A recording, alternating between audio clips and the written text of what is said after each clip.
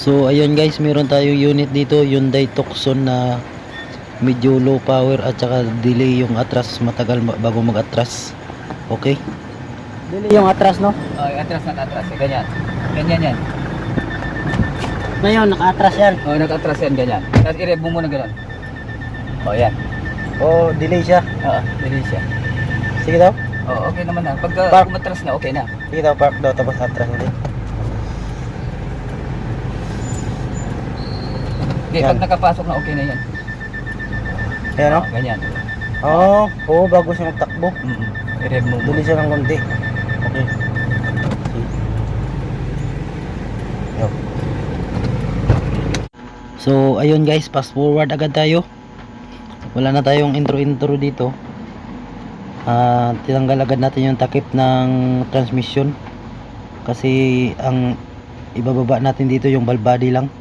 So, bali hindi tayo nagbaba ng transmission dito. Ang ibababa natin itong valve body lang. So, dito tayo muna mag-focus dahil importante ito. So, kung napansin nyo, meron na tayong tinanggal na mga bolt sa gilid.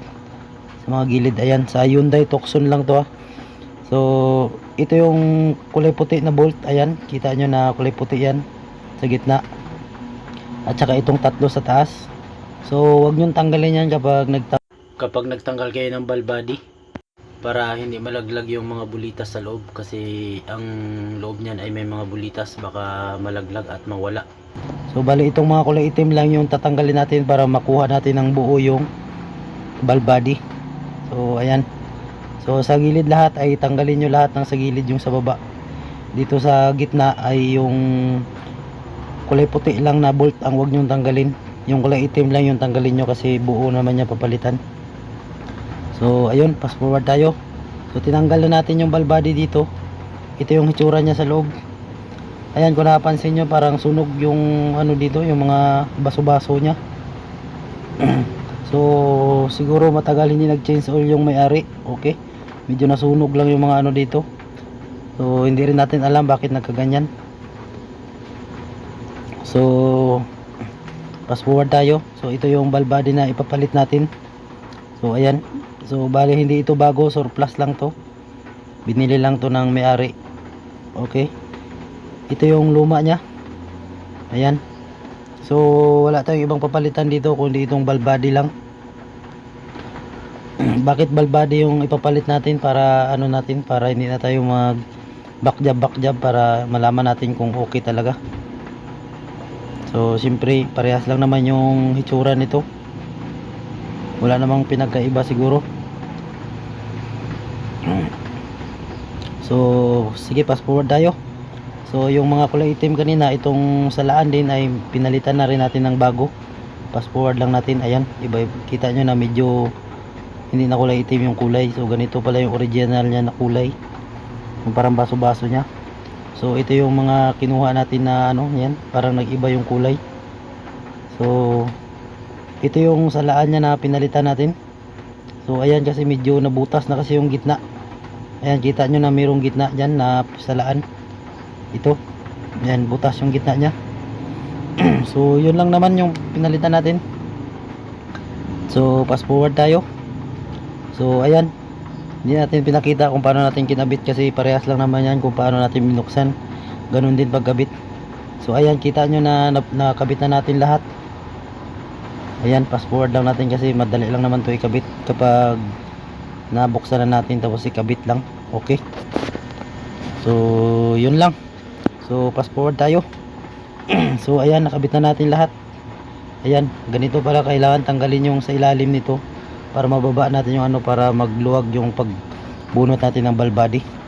So ganun lang kasi kailangan natin ng lifter dito. So dito tinanggal rin namin yung gulong. So ito na yung ano.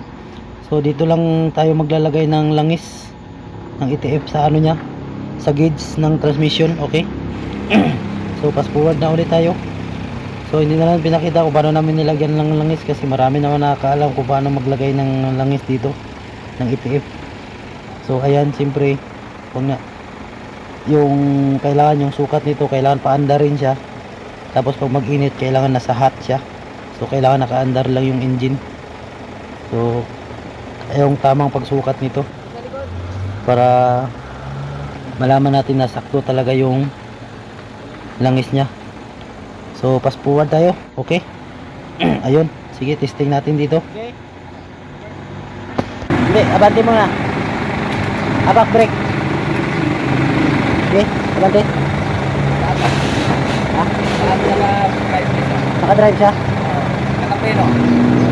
Bitaw pa rin. Kala ko hindi nakabante. Okay, brake. Reverse. Reverse. Okay. Yan. Naka-reverse to. Pabigat. Pas bagay. Napakagat. Sige daw. Op.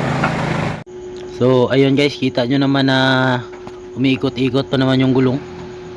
So para matesting natin na maganda ay ibababa na natin to sa lifter para malaman natin kung maganda yung resulta ng pagkapalit natin ng valve body dito.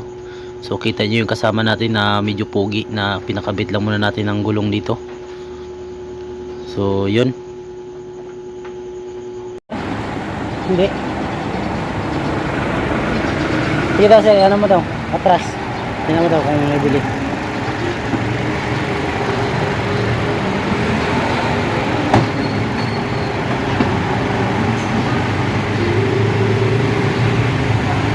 Ha? Bili? Bili pa rin?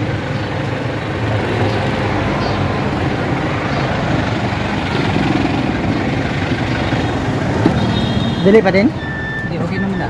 Okay na? Kanina lang. Ano lang, sige. Hindi pa lang. nakabili. Okay na, oh. Oh, Hindi nakabuilo. Ayan. kanina lang. Sige daw, bante daw. Tapos atras. Ayun. Ayun, hindi na siya delay.